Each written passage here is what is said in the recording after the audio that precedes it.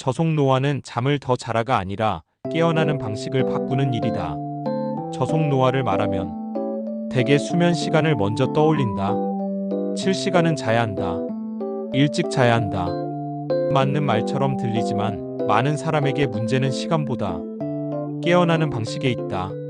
같은 7시간을 자도 아침이 다르다. 어떤 날은 개운하고 어떤 날은 더 무겁다. 저속노화는 바로 그 차이를 만드는 기준을 세우는 일이다. 기준의학은 수면 저속노화를 세 가지 기준으로 정리한다. 첫째, 기상시간 기준. 잠은 언제 자느냐보다 언제 일어나느냐가 더 강력하다. 주중과 주말 기상시간이 크게 흔들리면 몸은 매주 시차를 겪는다. 저속노화를 원한다면 기상시간을 먼저 고정하는 것이 기준이다. 둘째, 밤의 각성 기준. 밤에 자꾸 깨는 사람은 잠이 부족한 게 아니라 깊이가 깨진 상태일 때가 많다. 특히 새벽에 깨서 다시 잠들기 어렵다면 스트레스, 카페인, 야식, 음주가 잠의 질을 흔드는 경우가 흔하다.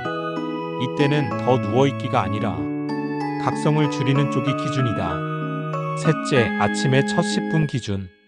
눈을 뜨자마자 휴대폰을 보면 뇌는 곧바로 긴장 모드로 들어간다.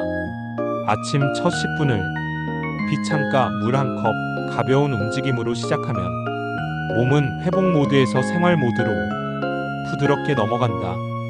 저속노화는 밤이 아니라 아침에서 결정되는 부분이 크다.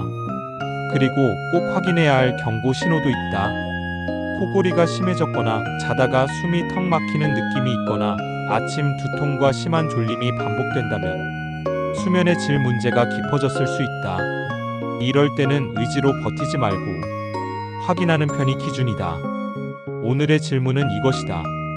나는 잠을 길게 만들려고 애쓰는가? 아니면 깨어나는 방식을 좋게 만들고 있는가? 저속노화는 밤을 붙잡는 일이 아니라 아침을 설계하는 일이다. 내일 아침 첫 10분부터 바꿔보자.